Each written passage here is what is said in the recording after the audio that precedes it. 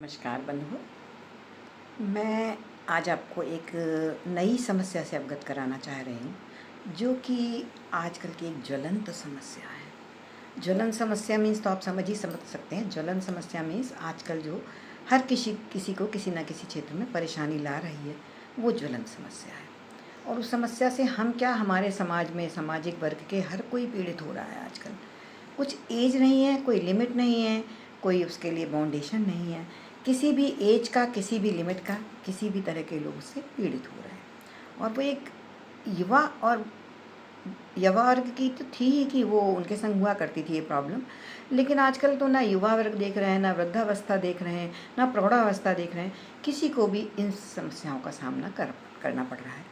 आप सोच रहे होंगे कि इतनी देर से आप बता रही हैं कौन सी समस्या है। तो कोई ऐसी बात नहीं, मैं आपको समस्या से भी अवगत कराऊंगी, शीघ्र ही कराऊंगी।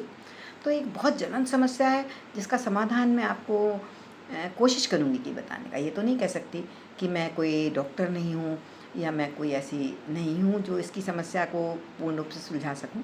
पर जहाँ तक मुझसे बनेगा मैं आपको इस समस्या से छुटकारा पाने के उपाय अवश्य ही बताऊँगी। तो आप इन समस्याओं से जूझ रहे हैं अगर, और मोस्टली यूजुअली लोग जूझ रहे हैं, मैं ये नहीं कहती कि आप लोग जूझ रहे हो। और ईश्वर ना करे कोई किसी समस्याओं से अपनी लाइफ में जूझे। ईश्वर सबको स्वस्थ संपन्न रखे, किसी को समस्याएं ना आए। भगवान से मेरी यही प्रार्थना, यही दुआएं करती हूँ आप सबके लिए। तो वो समस्या क्या है, मैं आपको समस्या अवश्य बताऊँगी। और समस्या का कारण क्या है और निवारण क्या है, मैं दोनों चीज़ों से आपको अवगत कराऊँगी। समस्या का कारण और समस्या से निवारण। क्योंकि अगर हम कोई समस्या बता दें, उसका कारण ना बताएं तो भी नहीं समझ में आती। उसका कारण बता दें तो आप कहेंगे समस्या तो बता दी, ये तो बहुत लोगों के संग है, लेकिन आपने इसका कोई निवारण नहीं बताया। तो मैं आज आपको वो ज्वलंत समस्या भी बताऊंगी। और जो रिसेंट एरा में बहुत, मैं आपको क्या बताऊं कि उससे ज़्यादा शायद कोई समस्या ही नहीं। आजकल सभी को वही समस्या का सामना करना पड़ रहा है, उसी से जूझना पड़ रहा है। तो मैं आपको उस ज्वलंत समस्या का समाधान भी बताऊँगी, निवारण भी बता रही। तो समस्या क्या है कि आजकल युवा वर्ग और किसी भी वर्ग के लोग आजकल डिप्रेशन में जा रहे हैं। तो आजकल की ज्वलंत समस्या है डिप्रेशन। अब डिप्रेशन जिससे मुझे जो भी मिलते हैं, मीन्स 10 से ऊपर के लोग, 10 तक के बच्चे तो थोड़े उनमें ऐसा मासूमियत रहती है। आजकल तो 8 से ऊपर के भी हो रहे हैं। तो मुझे लोग मिलते, मैं कहती हूँ आपको प्रॉब्लम क्या है, तो बोलते हैं मैं डिप्रेशन में हूँ। मैंने कहा ये डिप्रेशन का मतलब क्या होता है, मुझे तो अभी तक ये भी नहीं समझ में आया कि what is depression. Usually people use to say I M in depression, पर मुझे नहीं समझ में आ पाया कि डिप्रेशन होता क्या है।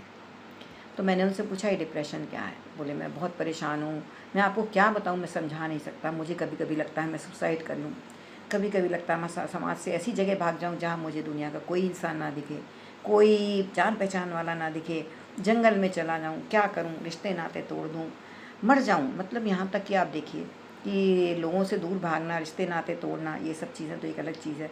लोग अपनी जान गंवाने को भी उसमें तैयार हैं। लोग कह रहे हैं मुझे लगता है मैं सुसाइड करूँ।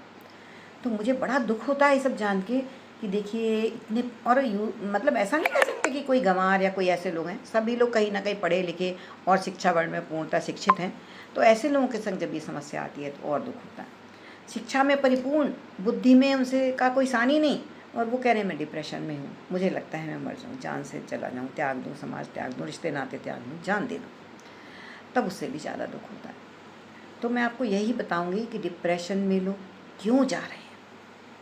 ये जो पीढ़ी है इसमें लोग डिप्रेशन में इसलिए जा रहे हैं। एक तो पहला कारण उसका ये है कि हम लोग समाज में जो भी चीज़ देखते हैं सबको पाने की इच्छा करते हैं, और हमारी एक्सपेक्टेशन बहुत ज़्यादा बढ़ जाती है जो पूर्णतः पूरी नहीं होती। तो अगर एक्सपेक्टेशन को आप ज़रूरत से ज़्यादा बढ़ाएंगे तो आप भी जानते होंगे कि इसको पूरा करना इतना आसान नहीं होता। और हम लोग सोचते हैं हम क्या करें इसके लिए, हम क्या करें, और करते करते इतना सोचते हैं कि हम डिप्रेशन में हो जाते हैं। सामने वाला इतना सब कुछ है, मेरे पास कुछ नहीं, सामने वालों के पास इतनी है। तो कभी भी अपने आप को किसी से कंपेयर ना करें, और कंपेयर करके कभी ये ना सोचें कि मैं भी ये पा लूँ।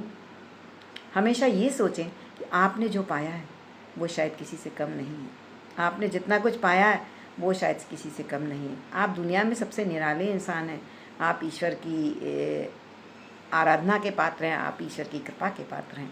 तो उसने आपको इतना कुछ बख्शा है तो इसमें किसी से कंपेयर करना या निराश होने की बात ही नहीं होती। तो मैं ये कहूँगी कभी भी किसी से अपने आप को कंपेयर ना करें। तो इसलिए लोग आजकल डिप्रेशन में हो रहे हैं। Not only this one reason is the perfect, ये एक ही रीज़न नहीं है जो पूर्णतः सत्य है, और भी रीज़न है, मैं आपको और भी बता रही हूँ। दूसरा रीज़न क्या है, आजकल ये जो आप जान ही रहे हैं जो जलन समस्या है गर्लफ्रेंड बॉयफ्रेंड वाली, इसमें छोटे छोटे बच्चे डिप्रेशन में जा रहे हैं।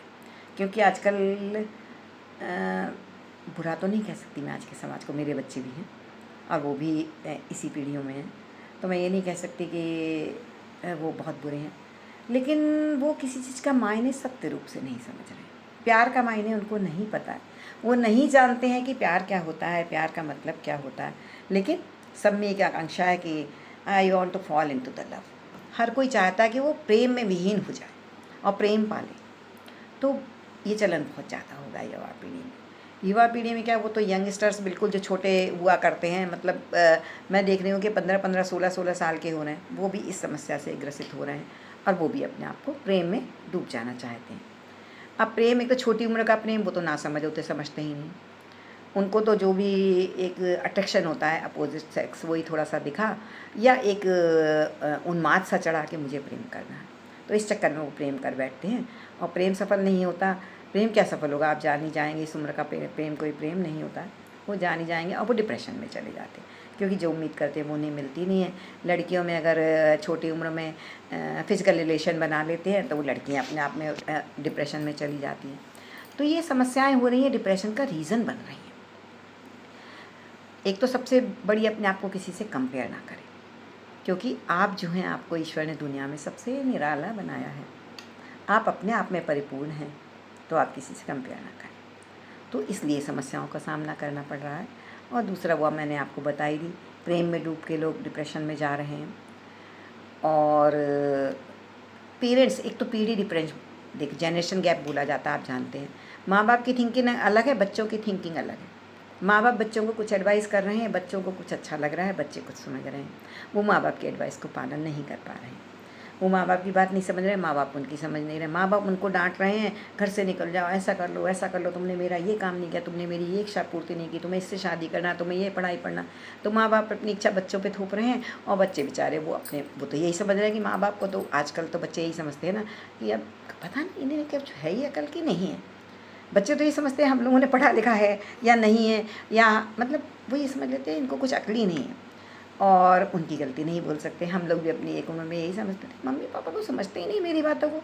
तो आजकल बच्चे ही समझ रहे हैं मम्मी पापा मेरी बातों को नहीं समझ रहे, मेरे पेरेंट्स मेरी बातों को नहीं समझ रहे हैं, मेरी समस्याओं को नहीं समझ रहे हैं, तो वो इसलिए परेशान हो जाते हैं। और माँ बाप अपने आप में परेशान रहते हैं कि आजकल के बच्चे पता नहीं कहाँ से पैदा हुए हैं, कौन सी जनरेशन के हैं, माँ बाप का ख्याल नहीं रखते और वो अपनी थोपते हैं कि मैं छोटा था तो ऐसा करता था, मैं आपकी उम्र में था ऐसा करता था, मैं अपने पेरेंट्स का इतना ध्यान रखता था, मैं इतना ओबीडियंट था, मैं सबका इतना आज्ञाकारी था, मैं पढ़ाई में इतना होशियार था, मैंने इतनी उम्र में ये करा था, मेरे पास तो लाइट भी नहीं थी, मैं पढ़ता था, मेरे पास कोई साधन नहीं थे, गाड़ी नहीं थी, टू व्हीलर नहीं था, ये नहीं था, वो नहीं था, वो अपनी हाथ थे।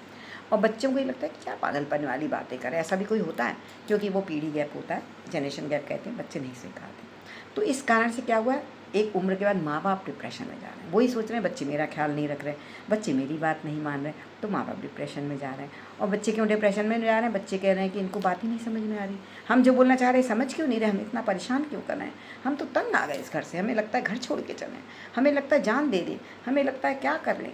तो बच्चे इसलिए डिप्रेशन में जा रहे हैं। तो जब माँ बाप और बच्चे दोनों लोग, किसी भी एज से कोई ताल्लुकात नहीं है, किसी भी एज के लोग डिप्रेशन में जा रहे हैं, मुझे देखकर बड़ा दुख होता है, बड़ी समस्याओं का। और उसका समाधान यही है, कभी भी अपने आप को किसी से कंपेयर ना करें।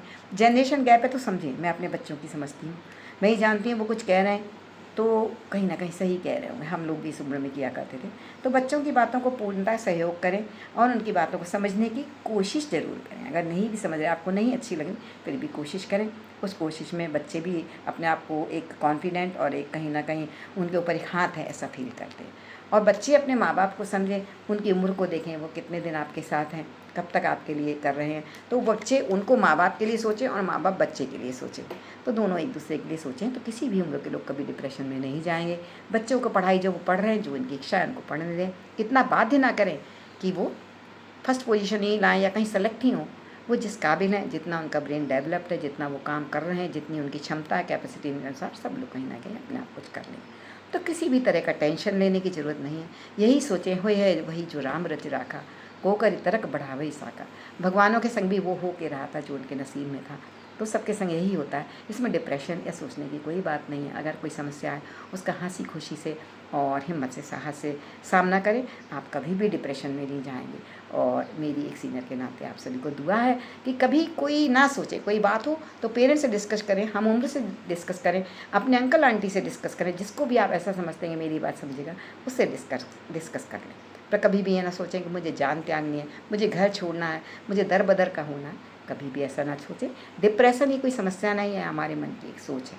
तो अपनी सोच बदलें, समाज बदलें और डिप्रेशन से दुनिया को बताएं। यही कामना करती हूँ। धन्यवाद।